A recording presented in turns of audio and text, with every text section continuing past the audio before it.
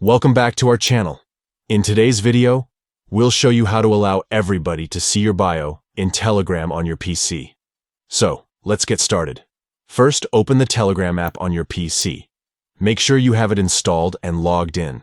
Next, click on the 3 lines icon at the top left corner of your screen. This will open the side menu. Now, locate and click on Settings from the side menu. It's usually towards the bottom. Within the Settings menu, find and select Privacy and Security. This is where you can manage your privacy settings. Scroll down and click on Bio. This is where you can control who can see your bio information. To allow everybody to see your bio, simply tap on the circle next to everybody. This will turn it blue.